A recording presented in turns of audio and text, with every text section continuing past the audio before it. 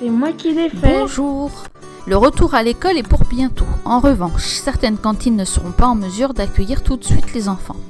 Dans ce cas, les écoliers devront rentrer déjeuner à la maison ou emporter chacun leur repas. C'est pourquoi nous consacrons cette vidéo à la préparation d'un repas froid et allons vous donner quelques astuces. Avant de nous intéresser au contenu, voyons déjà le matériel nécessaire. Pour permettre à vos enfants de déjeuner sainement, il faut prévoir un sac qui ferme bien, avec le nom de votre enfant, même nom et prénom éventuellement pour éviter les confusions. Idéalement un sac isotherme ou encore une petite glacière. Une gourde ou une bouteille de 50 centilitres environ, toujours avec le nom de votre enfant. Un demi-litre, ce n'est pas trop lourd et il sera toujours possible de remplir la gourde ou la bouteille à l'école quand elle sera vide. La veille, vous pouvez la mettre au frais, elle sera ainsi bien fraîche au moment de partir. Une serviette de table ou un torchon, assez grand pour s'essuyer. Il faudra penser à le changer régulièrement. Une fourchette, une cuillère et éventuellement un petit couteau à bourron. Des contenants en plastique légers et incassables ou en verre épais incassable. Les emballages que vous avez chez vous peuvent être recyclés. Des pains de glace ou une bouteille d'eau glacée que l'on fabrique en la plaçant aux 3/4 remplie une nuit dans le freezer par exemple. Alors, dans le sac à déjeuner, il y a des fruits ou des légumes prêts à croquer, tomates cerises, bâtonnets de carottes, des concombres, des petits bouquets de choux-fleurs, petits pois crus, radis, des fraises, pommes citronnées en quartier, bananes entières ou déjà épluchées, petits fruits rouges, etc. Tous ces aliments auront été lavés sous l'eau. Ils auront été aussi épluchés et coupés si nécessaire. Alors, un grand ou des petits morceaux de fromage, si c'est dans une salade par exemple, ou un laitage. Du pain, un plat qui se mangera froid. Alors cela peut être un reste du dîner ou un sandwich. Alors dans la boîte ou le sandwich, nous pouvons mettre de la viande froide, tranchée ou coupée, ou encore du poisson, un œuf dur sans sa coquille, des légumes cuits, ratatouille, petits pois, haricots verts, betteraves. Alors dans une boîte, nous pourrons ajouter aussi des lentilles, des pâtes, du riz, de la semoule, du maïs ou des pommes de terre assaisonnées.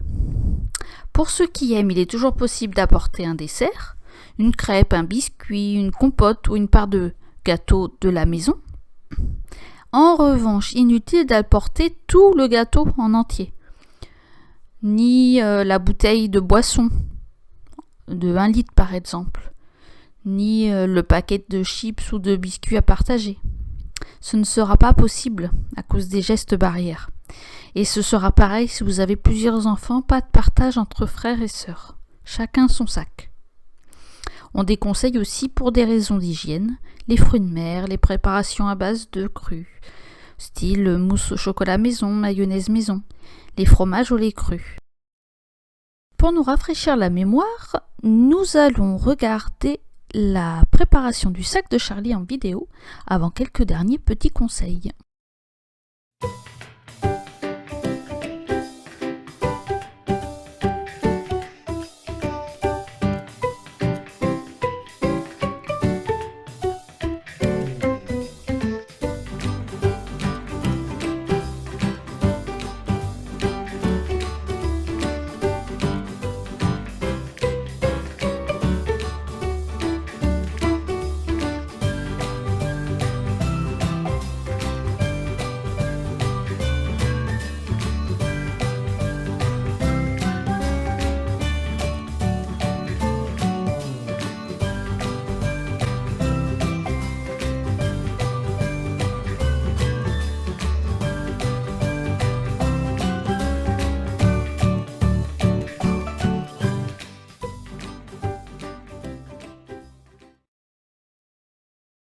Bon, tout est prêt.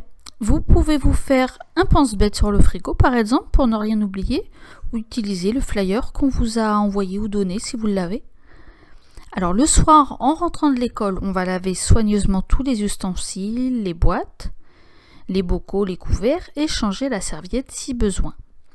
On vous conseille de prévoir dès la veille le déjeuner du lendemain. On pourra par exemple utiliser le surplus ou les restes du dîner pour le déjeuner du lendemain à l'école. Alors évidemment, c'est aussi valable pour les parents si vous avez repris le travail sur place. On pourra les déguster tels quels ou assembler en salade composée par exemple et avec des portions différentes selon les appétits de chacun. Une fois qu'on a mangé, que fait-on de nos déchets ? Déjà, essayons d'en produire le moins possible dès le début, grâce à des boîtes, des bocaux, des gourdes, des couverts réutilisables, des serviettes en tissu. Et ensuite, vous pourrez mettre papier, sachets et autres déchets éventuels dans une poubelle mise à votre disposition. La cantine sera bientôt de retour. En attendant, pour plus d'idées menus, suivez-nous sur notre chaîne YouTube, Asso DPSP. Vous avez aimé cette vidéo ? Dites-le nous et partagez-la à d'autres familles. Vous avez des questions ou des suggestions ? N'hésitez pas à commenter ou à nous poser des questions.